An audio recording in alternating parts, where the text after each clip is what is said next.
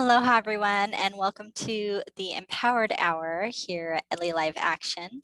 And today I'm very excited to have a really cool guest. I was looking at her bio and I kind of geeked out. So we have Cate Montana here, and she is an author on Island, but I wanted her to introduce herself and share a little bit more. So Cate, take it away. Aloha. Aloha. I'm so glad you got in touch. Anything to new friends on the island. I've only been here 3 years. Oh, there you go. Where are you coming from? Pacific Northwest. I was there for a long time, and then 3 years ago I was on a book tour and I was so done with the Pacific Northwest. So done, way overdone. And I thought, well, yeah, LA, where all my friends are, maybe Santa Barbara, maybe, well, okay, maybe Sedona, well, maybe Boulder, well, nada. So I went all over to all the places that I thought was going to be the one. And I never, ever in my life thought about Hawaii. I didn't even want to visit Hawaii. I had a thing about not visiting Hawaii. So anyway, I had a month there. I had no engagements, no nothing, and all my furniture was in storage. So I have a friend here on the island here in Kula, and he said, "Well, come hang with me for a month." And I was like, "Well, all right, I'll come to Maui for a month." That's funny. So anyway, so I was at the beach a couple of days later over in Paia Bay, minding my own business, not a thought in my head. And wow. And I literally felt the spirit of Haleakala reach out, pull me into the volcano and rock me and say, "You come home to Mama Maui. Let me take care of you." Wow. Yep. So I stayed my month and went back to the Pacific Northwest and sold everything I owned and shipped my car, and here I am. Wow. I know so many people with stories like that. It's just like it's all variations on the theme you're called.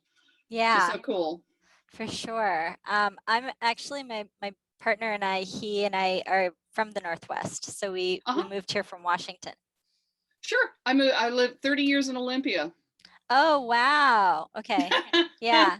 I actually was a member of the GUI Student Union for Evergreen State College. So. Yep. Yeah. Old stomping grounds. Good spots to be, but definitely I love it here. This is home. So. Yeah, totally. How long you been on island? It will be, oh gosh, how long have we been on island? Gosh, my boyfriend and I are celebrating 8 years this August. So I believe we've been here for close to 6.5 years. All right. Yeah. Or I should do that. Right? Yeah, exactly. So, so tell me more about you as an author. Like, when did you decide you wanted to become an author, and how did that come to fruition? I came from a medical family background, and so I always figured I had to be a doctor when I grew up. But when I was 12, I got a short story published in a local magazine, and that was it. I was like, oh, I want to be a writer. So it was, and I wrote poetry a lot back as a kid. So it was just one of those, seemed inevitable. I got sidetracked when I got out of college. I fell into television and I ended up as the first female video engineer for ABC Sports. This was like a million, zillion, gazillion years ago, in the 70s. And anyway, so that took up about 15 years of my life. But then I was like, no, I discovered spirituality, and I left television, and I left my husband, and I went to go live in a one-room cabin in the North Georgia mountains with no running water and no heat or electricity, and meditated my ass off for 3 years. And at that point I was like, I'm a writer, and I got a job at the local newspaper as a reporter. And then that was another million gajillion years ago, and then never looked back. Wow. Yeah. So I love that you had that experience when you were really young, just to be able to have your first published piece at 12. Yeah. I mean, I know that for so many different authors, it's just like this little taste of something like that, and then you're hooked. Yep. Yep. So And I've always been a communicator. It's like, never could keep my mouth shut about anything. So there you go. well, And I I can barely noticed. hear you, Tasha. Oh, okay. Let me Oh, see there you what's go. That's there. better. We go. Okay. Um, it's down here because I was having a smoothie, but yeah. So what? How many books have you written since you started publishing? Well, okay, I have to think. Three that are published, and then a fourth that's published that I co-authored, and then two other books that I ghost wrote, and then two books that were just too desperately depressing about a failed love affair with a Christian fundamentalist that was like, Oh, oh, to my whole wow. feminine being. Oh my God.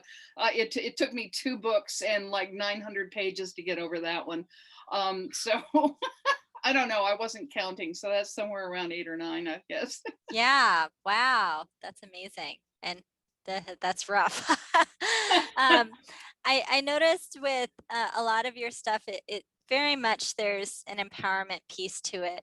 I was wondering if you could talk a bit more about that when it comes to just your empowerment journey. I think all of us have this this moment or several of them that are these aha moments of, wow, I really need to follow on this path and focus on this area of my life and really improve it and feel inspired, empowered, and strong in like those areas. So I'm just curious for you, what was that transformation? Man, there's so many levels to this, Tasha. I guess the first level was when I woke up at 29, 30 and looked at my very successful life in material form. And I was absolutely miserable. I had the great husband, the great house, the great dog, the great career, and money, and it meant nothing. And I was still me, and I was still insecure and relatively unhappy and totally unfulfilled. And I was like, well, what the hell? And so the only other place to go was within. Yeah. And like so many millions of people, I had booted my Christian roots out the back door early on, because none of that made any sense to me. And talk about lack of empowerment. The whole Christian religion ethos as it's presented in its old form. So anyway, so that led to the leaving the husband and leaving the career, and the 3 years in the meditation cave in a cabin in North Georgia. And so, it's interesting. When I first heard the E word, enlightenment, I was like, that's it. That's where I'm going. It was like anything that was going to, it was like the place of ultimate answers. And I wanted answers desperately. Why am I here? Who the hell am I? What the hell is going on here? And so I read every book, and I found a guru, and I just meditated. I spent years. I was one of those hermits in the cave. I bought the kind of masculine, God is out there, so I'm going to close my eyes, away from the world, and go within and connect, and preferably leave my body and leave this place and get out there to God. So that was my path to that's the first stage of empowerment. And it wasn't empowerment at all. It was this idea I had about God, divinity, goodness out there, and everything here was just something that was limiting me and keeping me stuck. So I desperately wanted to get out of it. And that took me on a path for about 15 years, 20 years. Shit. So good thing this isn't network TV. I couldn't say that. Anyway, So I was really on it, Tasha. I mean, I spent days where I was just meditating, and I would stop at midnight, take a pee break, eat a handful of food, and go back into meditation. So it was kind of inevitable that at one point I would wake up, and Mhm. that was in 2007. Um, for years, I'd been falling into non-dual consciousness in meditation Hmm. with my eyes closed. Well, for the people who are watching who don't know what that is, just explain it a little bit. Sure. Where there's no longer like a me and a you, there's just oneness. There's that whole goal of I'm at total peace and I'm totally empowered. I know who I am, and it's not Kate Montana, interestingly enough, but there's just this rich sense of rightness. Everything is perfect the way it is. There's no concerns, there's no worries. There's just, oh, I get it. And so all the human stuff just falls away. So I got very addicted to that, 2 hours of bliss in the morning with my eyes closed on my Zazen pillow. And then I would open my eyes and bam, there was my worries with my partner, my worries about money, and my concerns about and what am I doing with my career, and is the next book gonna blah, blah, blah, blah. And I was like, how do I unify that? So what I didn't realize, Tasha, was that my whole empowerment going after enlightenment was as a person called Kate Montana, a woman who had a history, raised in the 50s, educated in the 60s, and the hippie movement and all of that, sex, drugs, rock and roll. So that's who I thought I was. And that's who wanted to become enlightened. That's who wanted the answers. That I wanted to walk on a stage in a white guru robe and tell people how it was. Ego, yeah, um, big ego. Didn't know it because I was a spiritual person, and I wanted the whole world to be enlightened, but I wanted to get there first. Interesting. I've met a lot of people on islands who are definitely in that space. Yeah. Yeah. Yeah, I think it's this. I think it's a stage like like any nauseating preteen goes through. you know, Yeah. it's part Yeah. of growing up. Hopefully you grow past that. Yeah, hopefully you grow past that. So when the awakening that occurred did happen, and I can't call it, oh, that's complex. So when I did wake up one day, I opened my eyes after I finished meditating, and the sense of Kate Montana didn't come back. Mm. Kate Montana didn't come back. I still had access to all of her memories. I knew everything that Kate knew because that was in my brain, but it was like looking at a holograph of a brain, and it was like I could see all these neurological networks. It was like literally I woke up and I walked through the garden. I was like, oh, holy shit. Well, yeah, literally holy. And it was like I could see the brain and the neurological network that I used to think was me firing all these thoughts about, well, I'm Kate, and this was my hopes and dreams, and this was my first pony ride, and this was my first orgasm, and this was my first, and this is my dream, and this is who I think I am, and this is what I think about politics, and this is what I all of that is in this brain firing all these thoughts. And I'm like, oh my God, I thought that was me. I just laughed my ass off. And it lasted for 3 days. When the Buddha talks about liberation, holy Moses, girlfriend, liberation, just wow. And I don't even know what I did those 3 days. There's really no memory of it except maybe for the first few hours, and it was just like all this stuff just clicked. I went, oh my God, the Buddha was right, we are already enlightened. And it just went on and on and on. So anyway, and then 3 days later, Kate Montana, that brain, that neurological network firing pattern started to fire again. Okay. And the more it fired, the more I started to be hemmed in. It was like taking that night sky that we all saw last night was so magnificent and so infinite, and it was like squishing it back down into this body and like locking me into a dark closet. Okay, so that kicked off the second stage of my empowerment journey. You asked. Yes, I did. No, I'm curious. I think that they all go in stages, and you know, I know for me, I could talk forever about the years and the process for my journey. So it's always Yeah. interesting to hear other people's. Oh my God, yeah. And if somebody had said back in when did I start on this journey? 1981. If somebody had told me it'd be 2007 until I really started, something clicked, I don't know what I would have done. Thank God we just don't see the future sometimes. So after that happened, Tasha, I'm like, oh my God, everything that I thought I was, I realized I wasn't. Yeah. And everything I wanted was that brain with all these thoughts. That was the brain wanted that. I don't know who the hell that brain is. Kate Montana brain wanted all this stuff. And I'm like, oh, but I'm not that.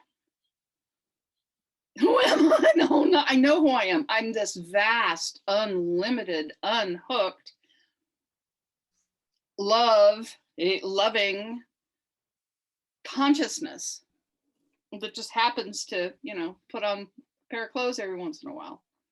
And I was like, well, how do I walk and talk and chew gum and re-enter the world and do that? My whole life fell apart after that awakening, Tasha.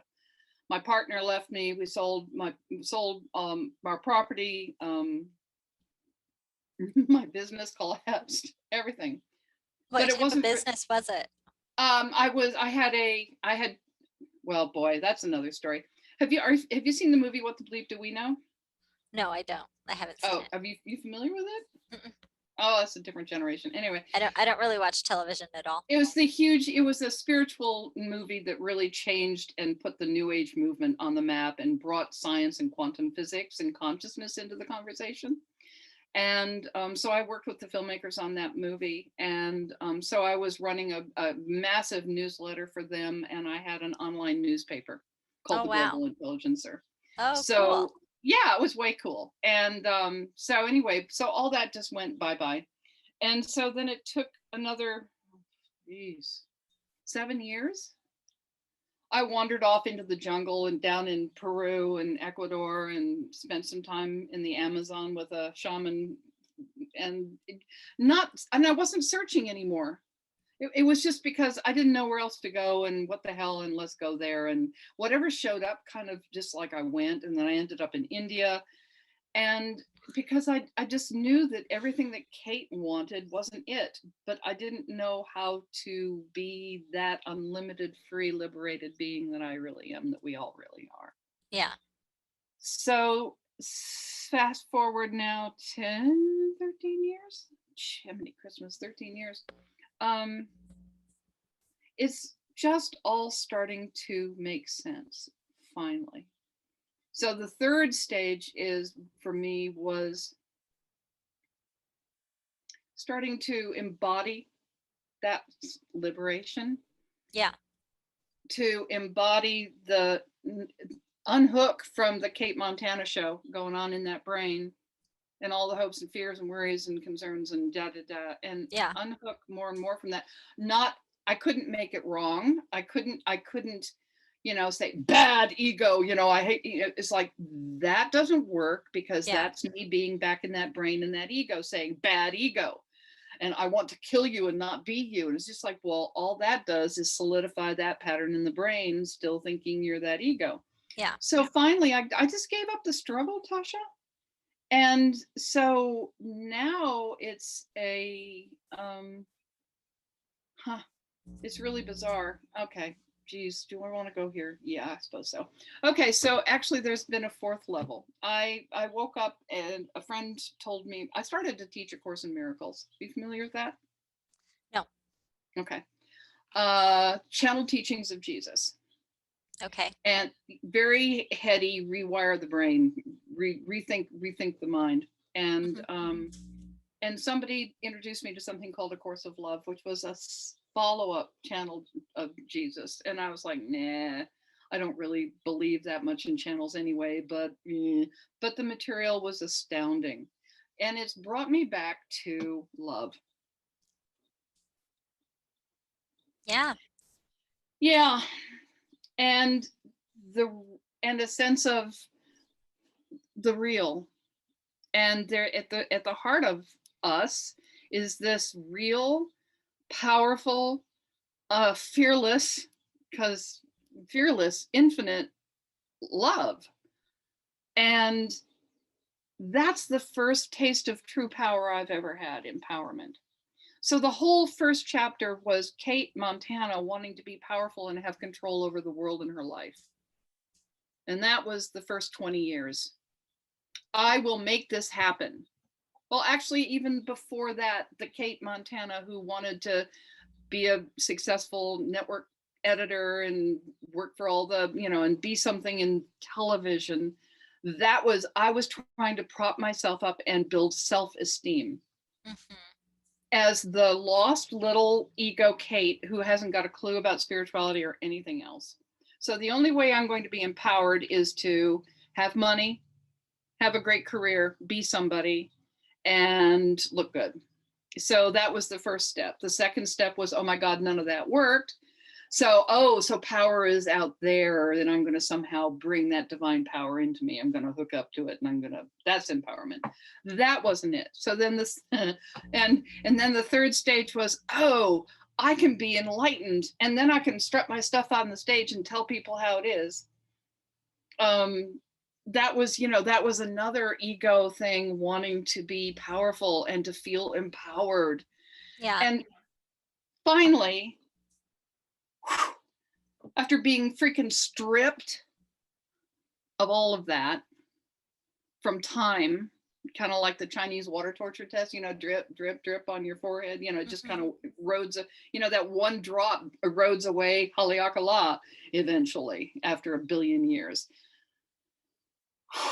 So now finally just coming to an embodied sense of love and peace and no striving to be anything, and just letting things come and letting life happen, like Maui showed up.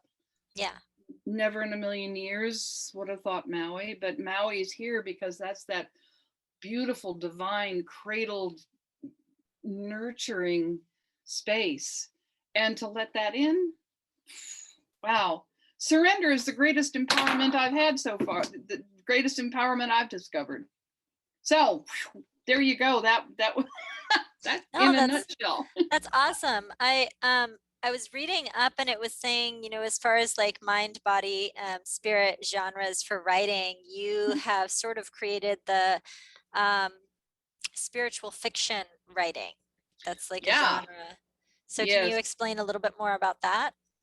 Yes, I can. Actually, I'll just be bold and just go grab this. After writing a whole bunch of nonfiction about consciousness, quantum physics, spirituality, et cetera, et cetera, et cetera, I got really tired of all that. It's just like, it's all head stuff, Tasha. Mm-hmm. Yeah.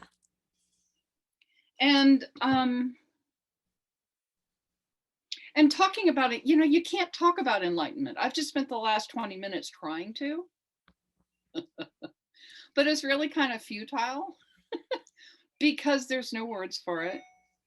And but we all have moments of grace that we fall into. I'm sure you have. I'm sure everybody in your audience has. Oh yeah. Those huge moments of expansion where it all's just like, oh my God, I got it. And of course, in that moment, there is no you to have anything, and that's the freedom. Yeah. Yeah. So that's it. It's so bloody simple. So, and I just got so tired of the head stuff, Tasha. So I wrote, oh God. Okay. So I'm in, let me see, this was 2015. So I decided to write about that awakening experience and what I knew about the ego, because I was so tired of spiritual teachers strutting around on stage talking about enlightenment and that they were enlightened, and if you buy my 2-weekend course, you'll be enlightened too. Yeah. And it was such bullshit, and I was so tired of that, because I realized that enlightenment is the absence of all of that. And so I wrote this book called The E Word, Ego, Enlightenment, and Other Essentials. And it was Mhm. about the nature of enlightenment and the nature of the ego and how we got into the ego trap. Yeah. And so it was published by Simon and Schuster, and I was in Greece. A friend of mine offered me a place to stay on a beautiful island of Paros in Greece, and this was Nice. 2015. Totally. So I'm writing the E Word, and I took a break, and I went back to Delphi and the mainland in Greece. I hadn't been there since I was like 19. I'd always had a thing about Greek mythology, especially Mhm. Apollo. Oh yeah. Yeah, and so I'd been to Delphi when I was 19, and so I go back and I do the tourist thing for a day, and fine. And the next morning, I just wanted to get away from the crowds, so I hiked up a trail up behind all the temples and up Mount Parnassus. And so I was so I'm sitting there, come on, it's a Sunday morning. I've had too much coffee and I'm sitting there in the sun and I'm looking down at the tourists and the temples, and it's just beautiful. And oh my God, I'm a Simon and Schuster author and I'm in Greece writing a book, and look at me. This is like the pinnacle of my ego's dreams. It really Yeah. was. It was a really sweet moment. Well, I don't have visions. I mean, I don't do vision. I'm kind of kinesthetic in my knowing. Mhm. So anyway, so I'm sitting there in this glorious moment, and I swear I had my eyes closed, and I had this vision of this beautiful man in a black t-shirt and blue jeans, and he bounded over the rocks to me, and he sat down beside me, and he turned and he said, "Hi, I'm Apollo. I have things to tell humanity. Let's talk." And then poof, that was that. Wow. Yeah, yeah, yeah. What do you do with that? Yeah. So I hiked back down the mountain, and I know that I kind of channel when I write. So I didn't know what else to do. So I went back to my hotel room and I got out my laptop, and I just sat there on my bed with my laptop open with the cursor doing this, going, okay, what do you got to say? And this story started to come through me. And it ended up as, is that the right way around? Apollo and Me? Can you read Uh-huh. that? Yeah, I can read it. Looks Yep. good. So this love story came through me, and it's about it. Apollo has a lot to say about divinity and mankind's empowerment or lack thereof, giving our power away to all the gods and goddesses and all this external Mhm. stuff, and a lot about sexual healing, Oh wow. especially for women but also for men, Yeah. and um, shocked me to my core and took me um, on a very deep dive into my feminine that I had no, I had no idea the epigenetic wounding. We carry the emotions, the emotional imprints of our forebears. Yeah. So, and it's not addressed. So we wonder why there's so much confusion and depression on this planet and so much drug use. But and I've been to God knows how many retreats, and cried how many tears and pounded how many pillows and done whatever primal scream release, whatever, blah, blah. And, walked out of a session going, well, I got my sexual healing done. That's complete. And that's That's handled. that's funny.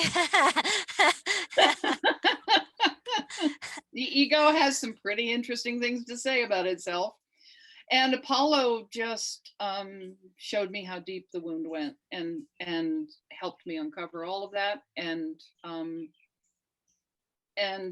be much more real. Yeah. Well, Yeah, it's always interesting to hear um, how a book comes to fruition. But I think that it's great when you have those moments where it's an epiphany, um, and you suddenly have a shift in your mindset and your thinking that brings you to just a new plateau. So, totally. um, He took me for a ride and then some. yeah, And I don't think if I hadn't met Apollo, I don't think I would be here on Maui. Oh, wow. because writing this book, I had to be so vulnerable and so open, Yeah. and and then ready to be loved Yeah. by myself, by a man, by whatever, doesn't matter, and to be nurtured. And and so I was Maui. I was going to ask, because you did go through, I think a lot of people when they go through this whole process of empowerment, they find different levels of enlightenment for themselves. Um, Intermingling and actually having another partner in your life sometimes can be problematic when you're searching. Um, what what was that like? If you don't mind me asking. No, no, not at all. I've been mostly solitary. I've been married a few times, and had a long 10-year relationship with my best friend, with a woman. But it's been, I touch it, I go have a relation, and then I'm out. I've been alone a lot longer than I've been with a partner. Yeah. I have struggled with that, Tasha, Yeah. because I'm so hungry for the divine.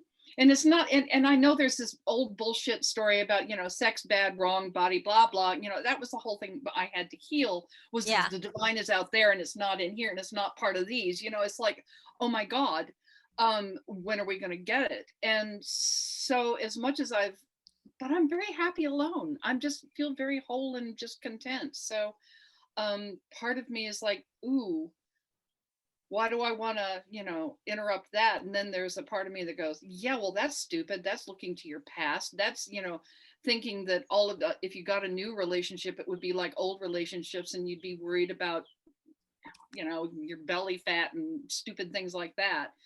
So I'm like, okay, well, why don't we just be open and do the process of surrender? Hello. Thank you, Maui.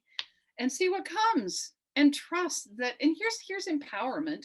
It's not like I'm not trying to make anything happen. Oh, I'm going to manifest the one. That's what I'm going to do today. I'm going to manifest him. Yes, I can feel him now. I'm pulling him in. I'm doing this.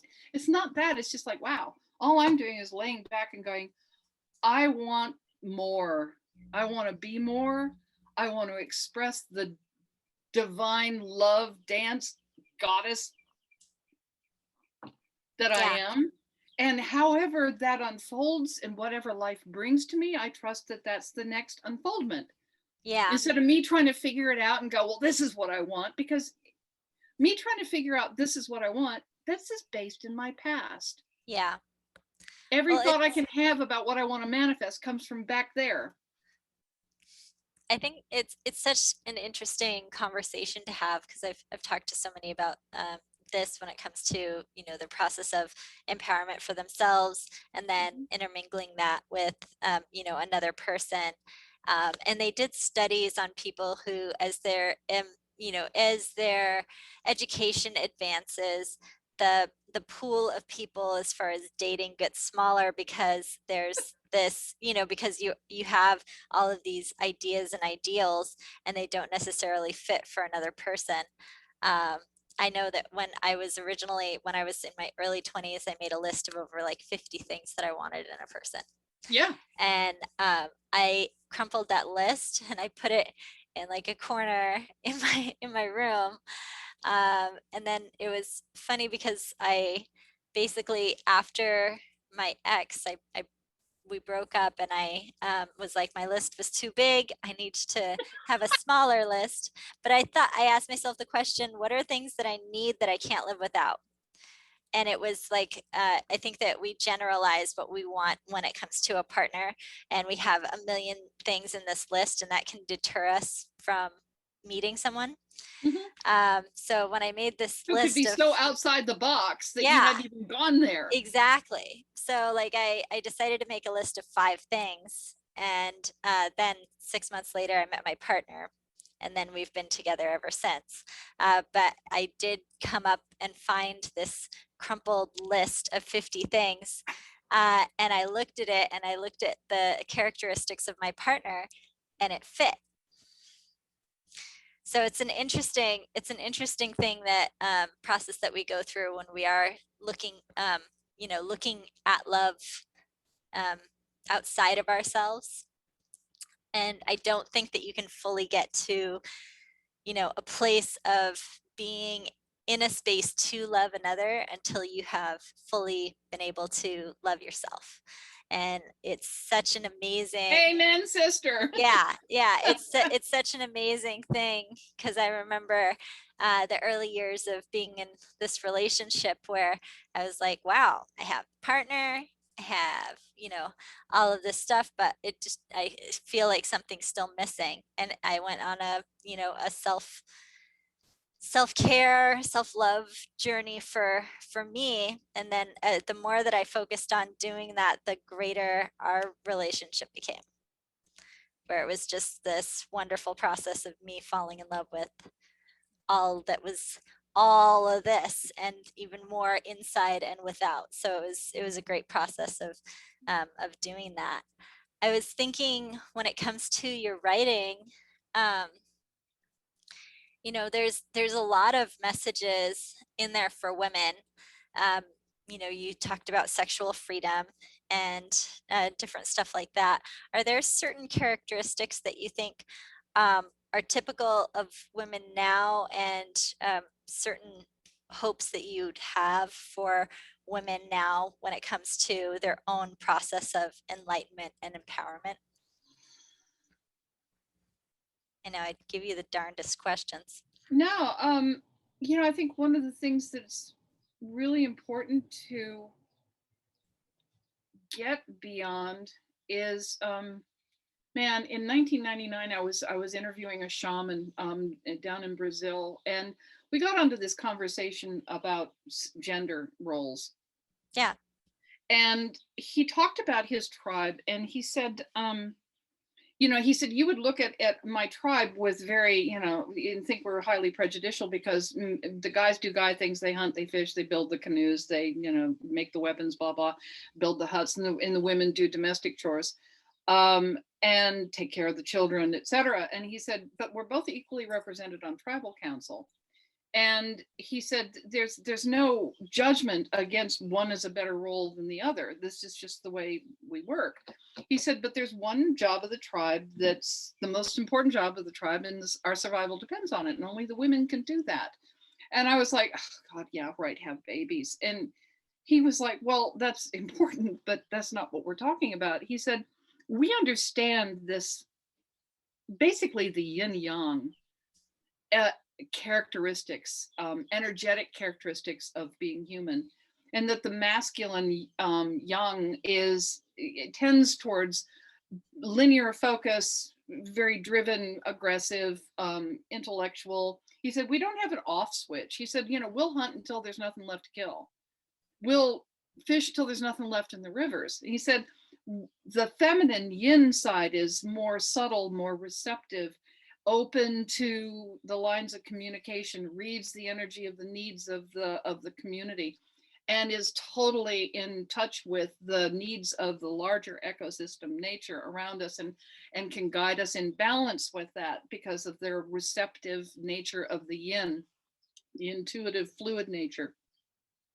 He said, so the most important job of the tribe is that the women tell the men when to stop. Interesting. Yeah. Well, when he said that, I was like, oh, holy crap, I don't know how to stop. I'm not a liberated. I realized in that moment I wasn't a liberated woman. I'd been liberated to be a guy. I'd been liberated to think like a man. I was educated like a man. I was in the work. I was doing the work of a man, being aggressive like a man. I wanted to, I was aggressive sexually like a man. And I just looked at my whole life and I was like, oh my God, anything feminine. If you had said passive and receptive to me, I would have thrown up. I was like, ew, I'm not passive and receptive. I'm aggressive and I'm out there. So I was so in my masculine that I didn't even know what the feminine nature was. Yeah. So Yeah. I think overall that there's this confusion still happening, that we're looking at what works through the masculine patriarchal lens yet still. We're trying to be equal, but equal to what a guy is, and that's not equality at Yeah. all. Yeah. Have you Right. ever been to the Omega Institute in upstate New York? No, I have not. Yeah, that the Omega Institute, it's one of the largest, it's the largest wellness center in the world. But I really loved it because I used to go every year to, they had a conference and retreat called Women in Power. Mhm. And their hashtag for that was do power differently. And so we talked about, that's a lot of the conversations that we'd have, and a lot of why I molded my empowerment self-defense business around it is basically because of the fact that we, for the longest time, when we think of power, we think of all of these very masculine traits. But to be able to be powerful as a female, what does that look like? And Yeah, to be able to have an honest conversation about what that is. I love reading Brene Brown's, Do Power Differently, or yeah, not Do Power Differently, but Dare Greatly, yeah, Daring Greatly. So like just stuff like that, and looking at our roles and how we've focused for such a long time on perfectionism, and what is it to do it all as a woman. Do we need to take on these masculine traits in order to do it all? And if we don't, what does that even look like? So a yeah, lot of women are, I think, struggling, right at this time, asking themselves that same question. absolutely. And it's, and ultimately it's about balance. If we look at human evolution, it's brilliant the way how this has worked, because we've done the, women on this side, men on this side of the boat, and now the women are working and being like guys, and if and like everybody's on one side of the boat right now, kind of the masculine side of the boat. And Yeah, if you've got everybody on one side of the boat, men and women doing the guy thing, well, what happens to the boat? It either capsizes or it tips, or it goes in circles. yeah, So it's about becoming a whole human being. It's about the whole yin yang symbol. I have masculine characteristics and I have feminine characteristics, and I can play with them equally, however much the situation dictates. I'm yeah, fluid like the feminine, and I can be structured like the masculine when necessary. yeah, So it's like, oh my God, I'm playing with a full freaking deck of cards for the first time. How yeah. cool is that? Well, are you, as far as just where you're at now in life, are you working on any new projects? Oh boy. Yeah, a couple I can't even talk about yet. I'm moving over towards the I've written several screenplays, Oh, and cool. I just wrote a stage play that actually I think I'm going to ask you to read and give me some feedback on. Oh, cool. Because I'm, how old I am, and you're how old you are, and I don't want to be this jerk boomer with a whole bunch of boomer assumptions. I want to be inclusive. So anyway, so I'm moving more from books at the moment. I've got a couple. Oh my God, I've got two follow-ups to Apollo and Me that I want to write, Oh, and I've got cool. this huge young adult novel that's been banging on the door for like 20 years, Nice. and and so, but right now I'm working on this stage play called The Big Bang, Cool. and looking towards a screenplay that I'm resurrecting. So That's yeah. awesome. Wow. Yeah. Well, if people are watching this and really want to learn more, how can they find you? CateMontana.com. And that's Okay. Cate with a C. There you go. Yeah, I Um, was on a whole bunch of social media, but got burned horribly by Facebook, and I just went, eh. So I really have almost no social media presence at this point. So I'm like, let's try this the old-fashioned way and just talk to people and be energetically enthusiastic and see what shows up. there you go. Well, it Yeah. it worked. Uh, um, yeah. So I guess my last question in closing, and this would be a message for your younger self. If you could give her one piece of advice, what would that have been? Which how old? Give me an age. Let's say late teens, early 20s. Oh, Jiminy Christmas. Um, Well, I was reading a whole lot of Carlos Castaneda in those days. So I think if I had materialized in front of myself, I might have listened. Okay, Maybe. maybe. Maybe. You know, the thing that I've learned the hard way, I think this is the same thing that all of us learn the hard way, is that time really does teach us a lot. We learn, and until we've experienced something, I can listen to somebody else go yada yada yada all day long about love or happiness or enlightenment or whatever. Bottom line, I've got to walk my own walk. I've got to take my own journey and discover that for myself. Yeah.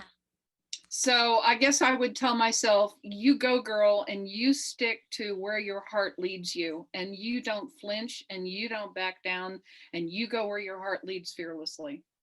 That's awesome. Trust it. Yeah.